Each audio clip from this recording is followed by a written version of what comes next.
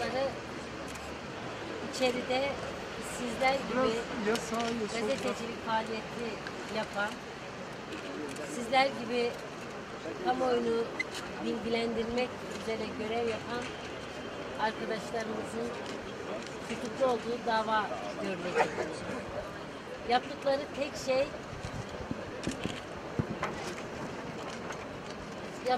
tek şey bu ülkede olup biteni, yaşananları doğru, eksiksiz zamanında kamuoyuna ulaştırmak için mücadele etmek, görev yapmaktır. Arkadaşlarımıza yönelik suçlama çok açık bir şekilde şunu gösteriyor ki Türkiye'de gazetecilik devlet nezdinde, hükümet nezdinde tehlikeli bir suç ve görevdir. İddianame böyle hazırlanmıştır. Tutuklu gazeteciler hakkında ileri sürülen suçlamaların tamamı görevlerinin gereği yaptıkları haberler, yaptıkları çalışmalardır. Bunu suç kabul eden bir yargı mantığıyla karşı karşıyayız.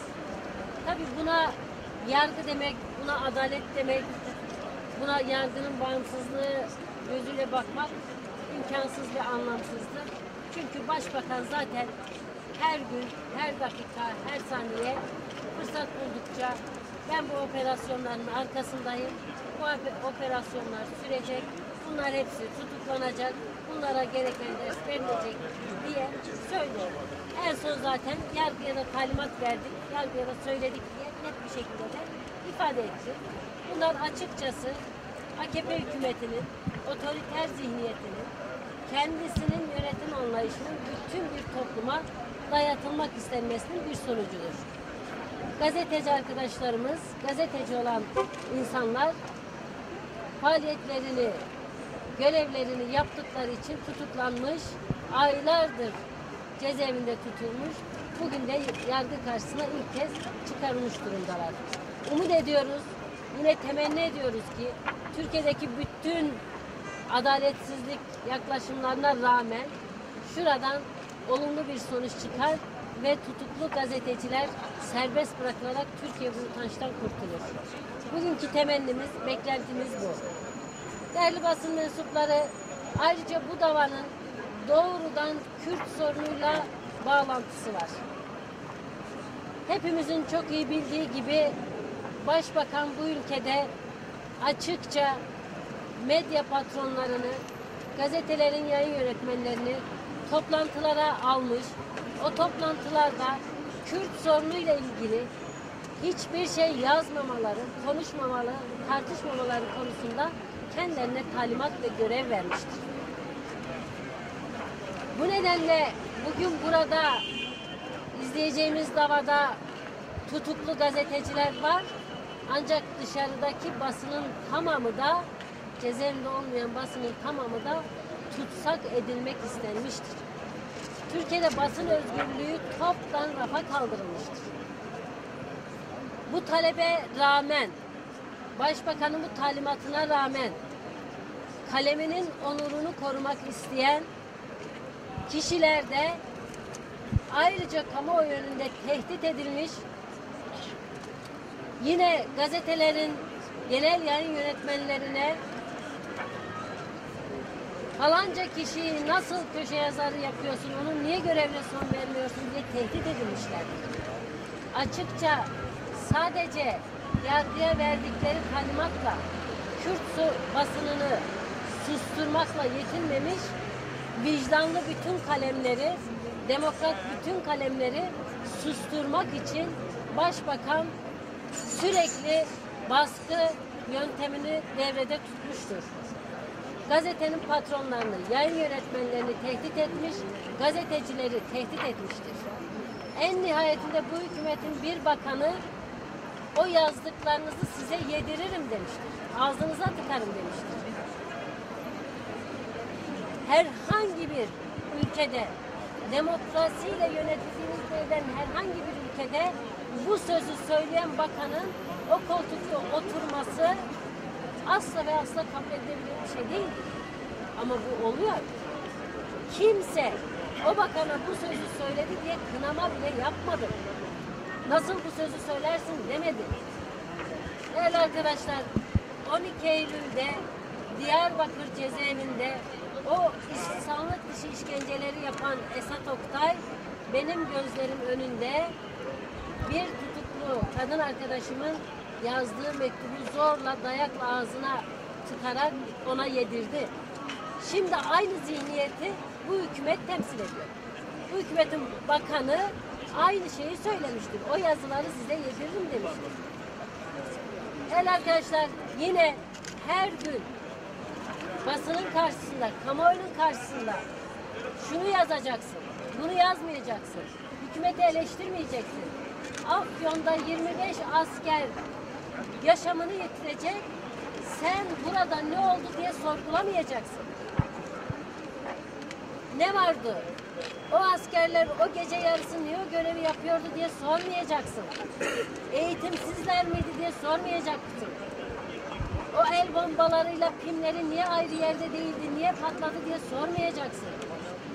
Bu kadar açık, net bir şekilde medya tehdit altındadır. Basın özgürlüğü tehdit altındadır. Türkiye'de özgür basın, onurlu kalemlerin tümü tutsak edilmiştir. Cezaeviyle sınırlı değildir bu tutsak. Evet, bir grup gazeteci ki bu demokrasilerde asla kabul edilemeyecek ölçüde yaklaşık 100 gazeteci aylardır cezaevinde ama dışarıdakiler de özgür değil. Biz bugün burada basın özgürlüğünü savunmak için bulunuyoruz. Derhal tutuklu gazetecilerin tamamının serbest bırakılmasını talep ediyoruz. Onun için mücadele ediyoruz. Bu aynı zamanda kendi haklarımızı savunmak anlamına geliyor. Çünkü biz gerçeği duymak istiyoruz. Biz hakikati öğrenmek istiyoruz. Biz doğru habere ulaşmak istiyoruz. Bu bizim hakkımız. Şu anda tutsak olan sadece gazeteciler değil. Türkiye'nin tüm kamuoyu AKP'nin esareti altındadır. Başbakanın talimatları dışında hiçbir şeyi duymamıza izin vermiyorlar. Bu bize yönelik bir baskıdır. Bu Türkiye kamuoyuna, tüm insanlara yönelik bir baskıdır. Basın özgürlüğü hepimizin özgürlüğüdür. Değerli arkadaşlar, Başbakan her gün baskıyla, tehditle siyasetin yönlendirilmek istediğinden bahsediyor. Çok açık, net bir şekilde gazetecilere yönelik, basın özgürlüğüne yönelik baskı ve tehdit, siyaseti baskı ve tehditle yönlendirme amacının ta kendisidir. Eğer insanlar gerçeği bilmiyorsa, eğer insanlar sabah akşam yalan dinliyorlarsa, onların iradesine yönelik, onların siyasi tercihine yönelik en büyük tehdit ve baskı budur. Başbakan bu ülkenin siyasi kamuoyunu, demokratik kamuoyunu, halkın tercihlerini tehdit altına almıştır. Buna artık son vermek gerekiyor. Hepimizin buna karşı çıkması gerekiyor. Gazetecilerin görevlerini yapan, gazetecilerin özgürlüğünü savunurken aynı zamanda kendi özgürlüğümüzü savunuyoruz. Doğru haber alma hakkımızı savunuyoruz. Doğru siyaset yapma, doğru tercihlerde bulunma hakkımızı savunuyoruz. Ben buradan şöyle bir çağrı da yapmak istiyorum. Eğer bu baskı devam edecekse, eğer gazeteciler tutuklu olacaksa, eğer sabah akşam başbakan onurlu basın mensuplarını tehdit edecekse, o zaman basın, medya mensupları buna bir bütün olarak tavır koymalı. Hiç değilse bir günlük bir boykot yapmalı. Biz yalan yazmak zorunda değiliz demeliyiz. Bu tutumu göstermezse bugün, medya bugün bu tutumu göstermezse yarın daha nelerin yasak olacağını bilemez. Uludere'deki katliamı görmeyin dediler, buna boyun eğdi medya.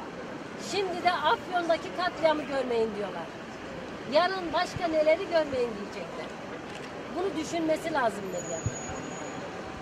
Bunun sonu yoktur. Eğer bu ülkede basın özgürlüğü nelerin yazılıp yazılamayacağı başbakanın iki dudağının arasındaysa bu görev yapılmaz.